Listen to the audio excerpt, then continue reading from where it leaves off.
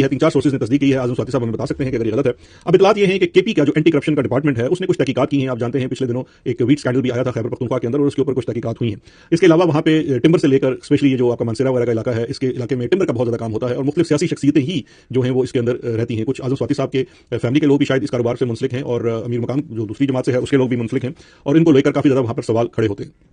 अब इतलात ये है कि खैबर पख्तूनख्वा की जो एंटी करप्शन है उसने कुछ तहकीकात वगैरह की हैं और वो फाइल इस वक्त शायद आईएसआई के पास है और मुबैना तौर पर इतलात ये है कि शायद वो स्वाति साहब को ब्लैकमेल भी करने की कोशिश कर रहे हैं। अब ये बड़ी जो है वो तशवीशनाक इतलात है और अगर ऐसी कोई बात है तो फिर मेरा ख्याल है कि स्वाति साहब को जिस तरह से उन्होंने जनरल बाजवा और फैसल नसीर को आड़े हाथ लिया था, इस मामले में भी जरा खुलकर सामने आए और जो लोग भी उनको ब्लैकमेल करने की कोशिश कर रहे हैं, उनका बाजू मरोड़ने की कोशिश कर रहे हैं, उनको वो एक्सपोज कर सकते हैं, क्योंकि यकीन जानिए ब्लैकमेल उस वक्त जीरो हो जाता है अगर आप उनको पब्लिकली एक्सपोज कर दें। अच्छा, और जो इतलात इस मीटिंग से मुतल्लिक़ आई हैं, अब ये तो वो बातें मैंने आपको बता दी जो आज़म स्वाति साहब ने आकर पब्लिकली की। अब कुछ इतलात जो हमारे तक पहुंची हैं, अब ये कह लीजिए कि वो इतलात किसी और सोर्स से पहुंची हैं, लेकिन ये इतलात भी काफी हद तक दुरुस्त मालूम होती हैं कि वहां पर हमारी इतलात के मुताबिक जो है वो स्वाति साहब ने काफी ज्यादा जो है वो हज़रत सराई भी की जुनैद अकबर के बारे में, सलमान राजा साहब के बारे में और उनकी दोनों की लीडरशिप क्वालिटीज को क्वेश्चन किया और ये कहा कि जनाब ये काम दुरुस्त नहीं कर रहे, दोनों की सियासी सोच नहीं है, लोगों को साथ लेकर नहीं चल रहे वगैरह वगैरह। और इसके साथ साथ मुबैना तौर पर यह भी खबर की जा रही है, कुछ और व्लॉगर्स ने भी बात की है, हम नहीं जानते ये दुरुस्त है या नहीं, लेकिन आज़म स्वाति साहब ने वहां पर शायद मशाल यूसुफजई की दोबारा से तैनाती की भी सिफारिश की है। अच्छा, अब ये तो होगी कुछ खबरें जो हमारे पास आई,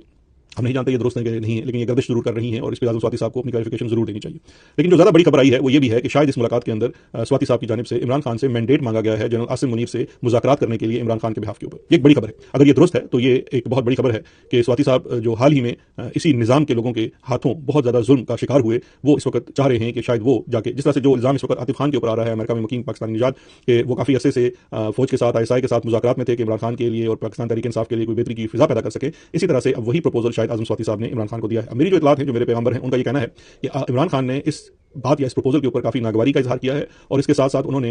ये भी कहा है कि तुम नहीं जानते कि ये जो आसिम मुनीर है, आगे उन्होंने जितने अल्फाज इस्तेमाल किए यकीन जाने वो डैश डैश डैश डैश किया। वो डैश डैश में इसलिए लगा नहीं रहा कि मुझे कोई खास डर है किसी का, मैं इसलिए लगा रहा हूं कि वो किसी भी सूरत जो बातें इस्तेमाल की गई वो पार्लिमानी नहीं थी, अगर मैं उनको दोहराता हूं तो शायद कशीदगी में मजीद इजाफा हो सकता है और यही शायद वजह है कि जो स्वाति साहब ने वो बाहर आकर बातें नहीं की हैं। अब स्वाति साहब, जाहिर बात है, पार्टी के अंदर बहुत ज्यादा लोग मुखालिफ भी होते हैं, साथ भी होते हैं, जो इनके मुखालिफ लोग हैं उनका ये कहना है कि स्वाति साहब ने बाहर आकर इमरान खान की जो बातें हैं वो सेंसर कर दी हैं।